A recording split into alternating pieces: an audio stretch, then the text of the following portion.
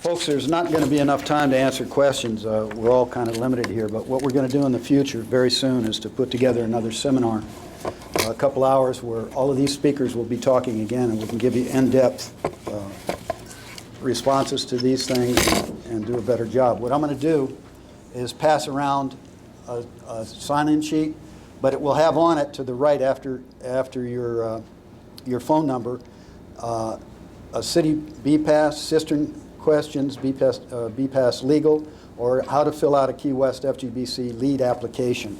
If you would, go ahead and fill this out, and then we'll know what we need to do within the framework of that seminar. It'll be sponsored by USGBC or FGBC or maybe even Key West Board of Realtors. So let me do that with a pen. And just up and down the rows like Allison. It has been said that humans have a habit of resisting change by sticking to what we know and being overcritical of what's new. And if you think about it, we have an inherent bias towards the status quo as what's being normal in our lives, and therefore even more reluctant to embrace change. But now the sustainability of our world is rapidly reaching a critical point where we must think about change, both individually and globally. My name is Richard Lightner. I'm a Florida Green Building Coalition certifying agent and a United States Green Building Council lead AP BDNC since 2009. Forgetting the acronyms, these are two of the major entities that design and implement the sustainability standards to which the community and the city of Key West have mandated green homes must be built, including cisterns that hold at least 1,000 gallons. Someone with these credentials should be consulted, since a person with these qualifications will be necessary to successfully apply for a green building permit, and thereafter will be needed to conduct the final green inspections of the project. And only thereafter can a silver through platinum rating and a certificate of occupancy from the city be issued. I'm also a regional representative of the state of Florida for the American Rainwater Catchment Systems Association, ARCSA. ARCSA is a nonprofit and U.S. and global leading authority dedicated to promoting sustainable energy through rainwater collection for household and landscape. And I promise you, rainwater is, by laboratory analysis, the purest and best drinking water or potable water available. And that includes any bottled water purchased anywhere and any water utility in the U.S. and probably globally. And FKA has some of the best drinking water in the state, but it surpasses their water as well.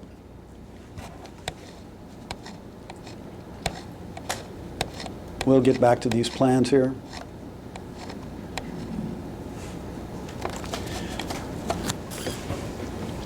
As a Florida real estate broker and certified general contractor, I've been building rainwater harvesting systems since 1978. I then restored a 6,000-gallon cistern beneath my own Duval Street home built in 1886. It's one of the 4,500 conch houses in the historic district of Key West, and most of those originally had cisterns beneath them averaging 5,000 gallons. And this is that house. I lived upstairs and worked, but no, this guy, I took this so long ago, I don't know who this is. He's holding paperwork up. He's either serving me papers or he bought some property from me. But the interesting story is this house next door, Hugh Morgan's mom, she moved out. She died, actually. And thereafter, the cistern that was left is this one, holds about 6,000 gallons. This is the house next door, but it looks identical to the one I restored. And this is typical of what these cisterns look like. This is a 13-unit guest house on Howe Street that I had to raise 7 feet before I could go. That's a major renovation. Before I could go forward and do the restoration with columns and stuff, there was a 30,000-gallon cistern beneath it. And these, for 2,000 years, this is Mayan. These terraces collected the rainwater, gave you drinking water below, and obviously for the farmland as well.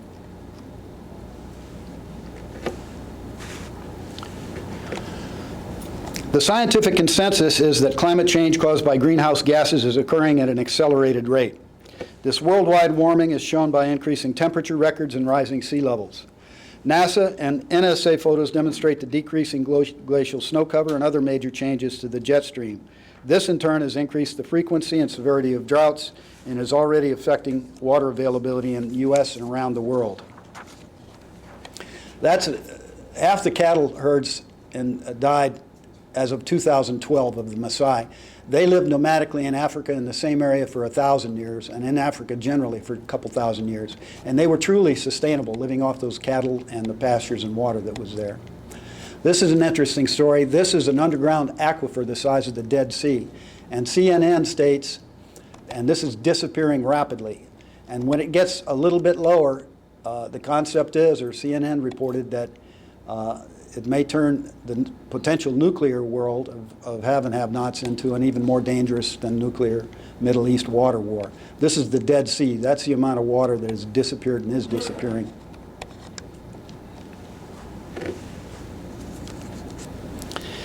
You may have noticed other extreme weather events, such as the so-called monster summer typhoons or hurricanes and supermassive Arctic cold fronts, like those that struck New England starting in November and culminating in the multiple blizzards of January through March of this year, supposedly once in 100-year storm events all.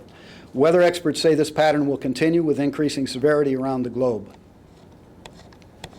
That's the snow, obviously.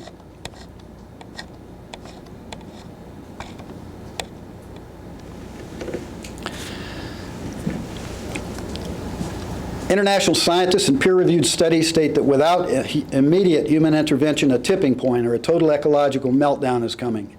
And many are saying this point of no return could happen in the next 50 years. That would be an unstoppable downward decline to our environment. And for the skeptics, many scientists were also saying only a decade ago, not that look out, the sky is falling, but that the seas are rising.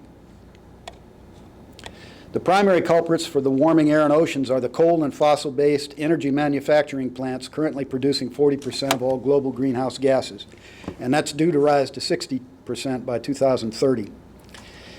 And that in turn is responsible for everything from mercury in most of the fish we eat to the acidification of our seas, already contributing to losses in our commercial fisheries and our coral reefs here in the Keys, the Caribbean, and all of the Earth's tropical oceans. That's Sandy. That's a legitimate 14-foot storm surge. This is Hurricane Gonzalo from last year. These hurricanes normally do an early recurvature and just disappear because of the North Atlantic, cold waters. This one went through the North Atlantic, hit the UK, and went into Europe.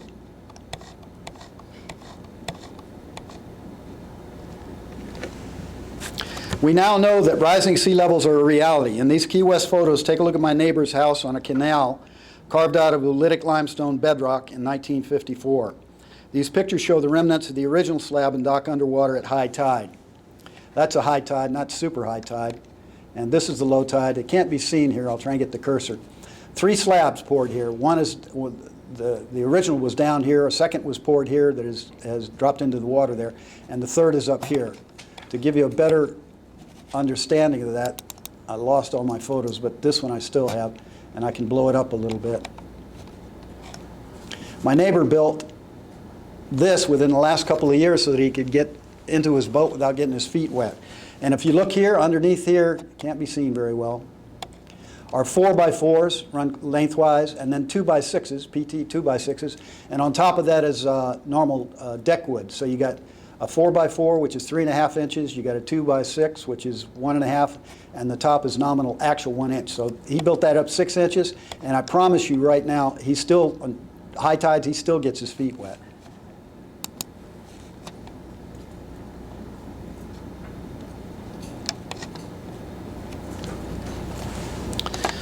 ARCs of the FGBC, USGBC, and the City of Key West recognize the effects of global warming and the environmental changes caused by greenhouse gases. The ultimate collective goal of all sustainability organizations, and that includes Key West now, is the cleansing and stabilization of our air, surface water, and underground aquifer supplies. This includes our inshore, offshore biological, ecological resources, and stormwater systems that Allison spoke about. The crucial target is the reduction of energy use worldwide to bring human greenhouse gas emissions to near net zero, or as close as we can in the next 50 years.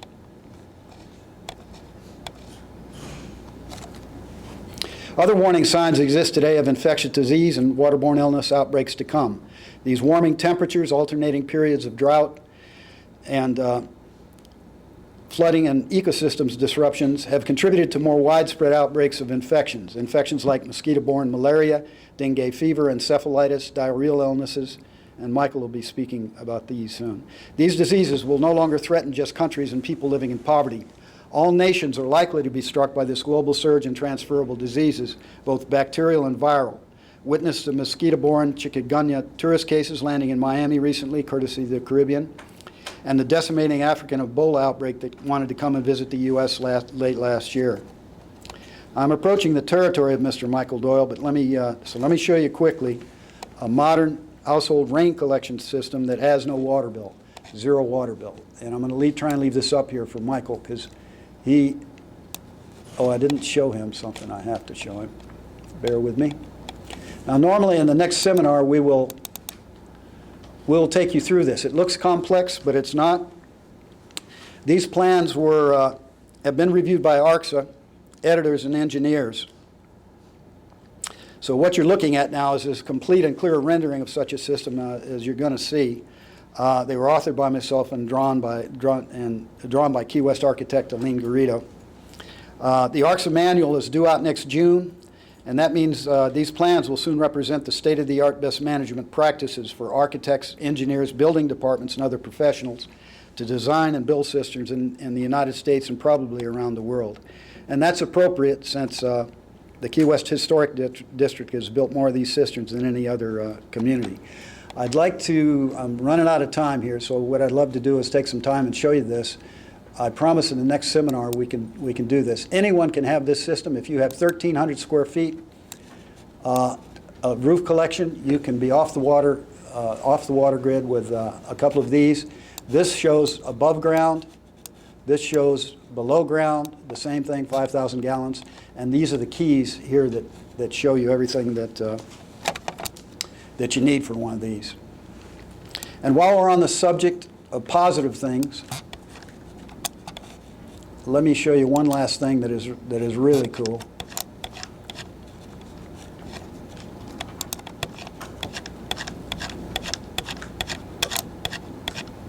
I think. Hold on.